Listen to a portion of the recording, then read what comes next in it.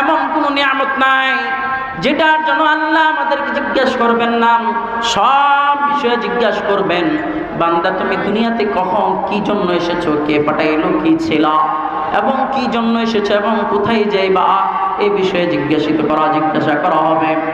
বান্দা যখন বলে আলহামদুলিল্লাহ তামলাউল মিজান, বান্দা যখন দুনিয়ার মধ্যে আলহামদুলিল্লাহ পড়তে দেরি, আল্লাহ তাআলা ওই ব্যক্তির জন্য আসমান এবং জমিন যদি এক পাল্লায় রাখা হয়, আর যদি আলহামদুলিল্লাহ এইটা যদি একটা পাল্লায় রাখা হয়, তারপর আসমান এবং জমিনের পাল্লা হালকা হয়ে যাবে, আলহামদুলিল্লাহর পাল্লা ওজন হয়ে যাবে।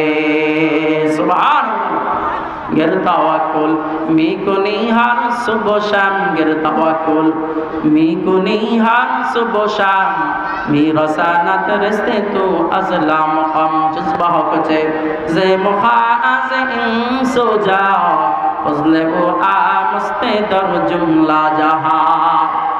قال رسول الله صلى الله عليه وسلم سبحان الله والحمد لله تملأ ما بين السماء والأرض।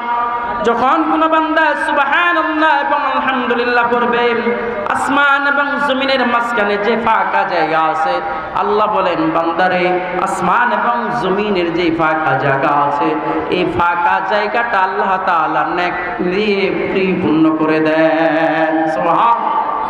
এই জন্য সুবহানাল্লাহ, আলহামদুলিল্লাহ, আল্লাহু আকবার, এই শব্দগুলো প্রত্যেকটা বান্দা যখন বলবে তার জিকির হয়ে যায়।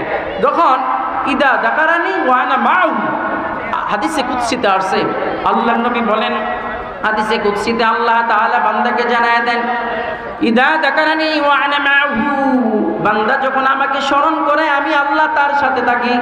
সুবহানাল্লাহ, সুবহানাল্লাহ বলেন। আবার বুখারী শরীফের শেষ হাদিস আছে, সুবহানাল্লাহি ওয়া বিহামদিহি সুবহানাল্লাহিল আযীম, সুবহানাল্লাহি ওয়া বিহামদিহি সুবহানাল্লাহিল আযীম। আবু হুরায়রা রাদিয়াল্লাহু তাআলা আনহু থেকে বর্ণিত, তিনি বলেন, আল্লাহ নবী বলেন, এমন তো এটা বাক্য আছে জবানে বড় হালকা কিন্তু ওজনে বেশি, একেবারে হালকা কিন্তু আল্লাহর কাছে বড় প্রিয়।